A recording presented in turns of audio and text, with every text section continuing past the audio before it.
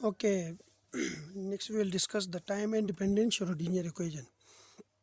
As we know that the time dependent Schrodinger equation is the time dependent Schrodinger equation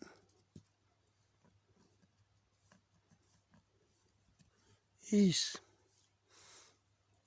minus h bar square over 2m del square plus v of r to psi is a function of both position and time is equal to iota h bar partial psi r over t over partial t. If we look at here, del square is equal to partial square or partial x square plus partial square or partial y square,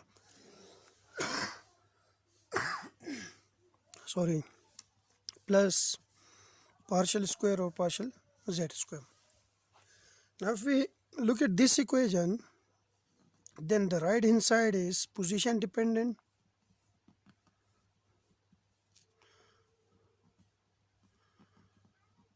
and the left hand side is time dependent.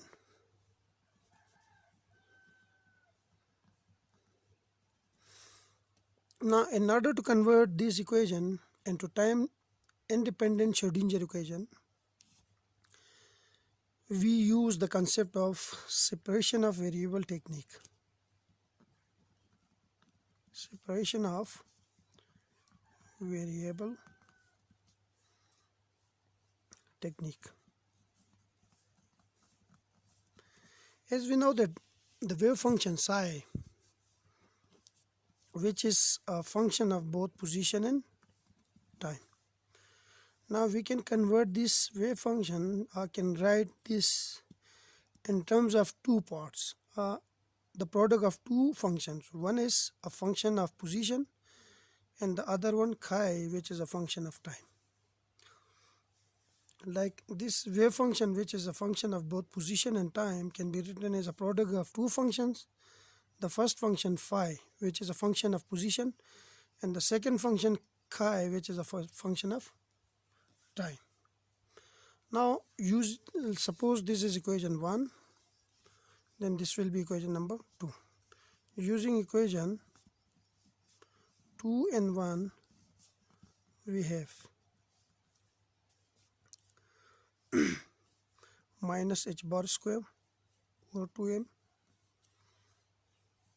del square plus v of r, and we have phi of r into chi of t is equal to iota h bar partial over partial t of phi of r chi of t. Now here these are position dependent part and this is time dependent part, so we can bring this position time dependent part inside this operator, or we can apply this operator on the position dependent part, h square over 2m del square phi of r plus v of r phi of r, while the time dependent part is keeping outside, is equal to, similarly on this side we have both position dependent and time dependent part, and this is partial derivative, and partial derivative only operate on this time dependent part, so this will remain constant, so we can bring it outside, phi of r, and we have partial by partial t of chi of t. Now dividing both sides,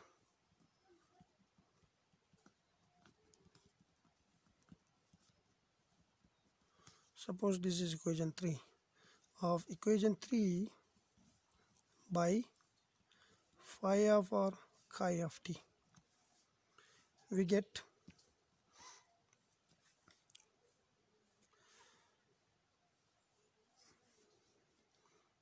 1 over phi of r chi of t, and we have minus h bar square over 2m del square phi of r plus v of r phi of r, and we have this chi of t is equal to iota h bar over phi of our chi of t, and we have phi of our partial chi of t over partial t. Now this chi of t will cancel with this chi of t, phi of r cancel with phi of r. Now we have 1 over phi of r minus h bar square over 2m del square phi of r plus v of r phi of r is equal to iota h bar over chi of t, and we have partial chi of t over partial t. Now if we look at this equation, equation number 4, then the left hand side is a function of position, okay, and the right hand side is a function of time, and both are equal. It means that both these sides will be equal to a common constant, and we call it E. The common constant is E. Like we can write it is 1 over phi of r minus h bar square over 2m del square phi of r plus v of r phi of r is equal to a common constant, we call it E, which is equal to iota h bar over chi of t and partial chi of t over partial t.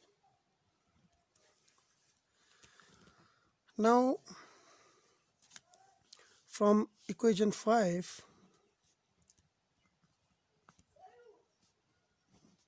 we can write like iota h bar over chi of t partial chi of t over partial t is equal to E. Iota h bar partial over partial t of chi of t is equal to E into chi of t. Now this is an eigenvalue problem. Here this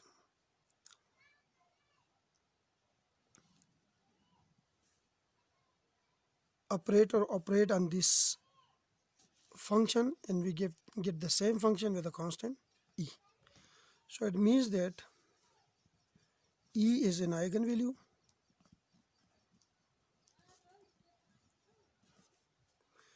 chi of t is an eigenfunction, and iota h bar over into partial over partial t is an operator. And we already proved this, that this is the operator of energy, total energy. Total energy. Now we are not interested in this part because we already discussed this part. This is the simple eigenvalue problem.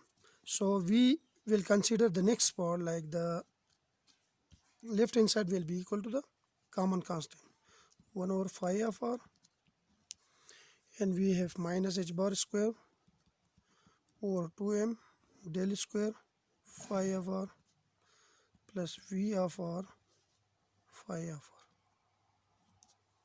which is equal to this constant. Now if we bring this phi of r to the right hand side, we get minus h bar square over 2m del square phi of r plus v of r phi of r is equal to E of into phi of r. Or we can write it as minus h bar square over 2m del square plus v of r into phi of r is equal to E into phi of r. And this is called time independent Schrodinger equation. This is called time independent Schrodinger equation.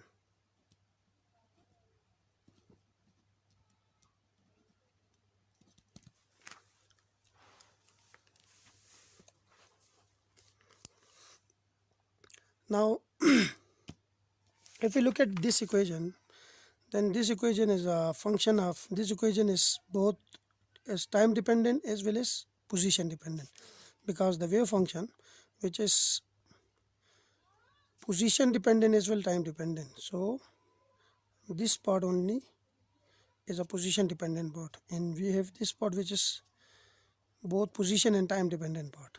Yes, so I was wrong here. Like this is depends on both position and time, both left and right hand side. But the solution of this equation is very difficult, because we have two variables, one is position dependent and the other one is time dependent, and the solution becomes very difficult. For that purpose, we separate the time dependent and position dependent part by using the separation of variable technique, and we finally get these two equations. One is this one and one is this one. This equation is not in our interest, because we already discussed this in the general eigenvalue problem equation. But this is the main equation we got from the time dependent independent Schrodinger equation. And this equation shows that it just depends on the position, because the function phi is a function of position only, and we have this quantity which is also a function of position, and this is the constant. It's a constant because it's represent the total energy, and this is called time independent Schrodinger equation. If we use this one, then we get the solution very easily. Next I will discuss two more things. One is expectation or mean value.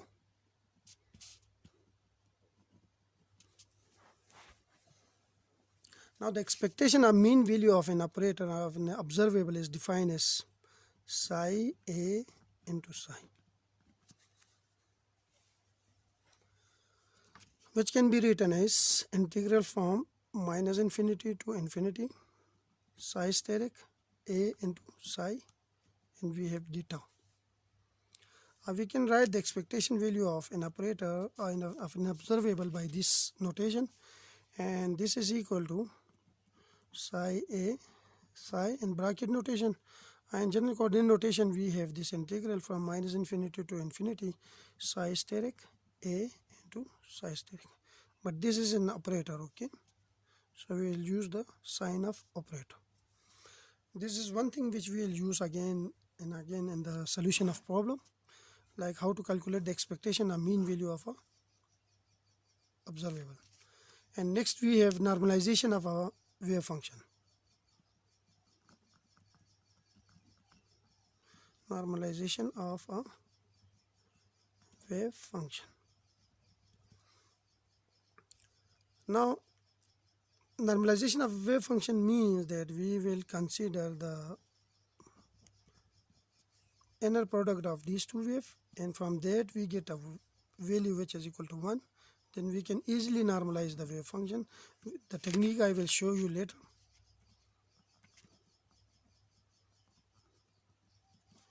I will be shown later in the problem section.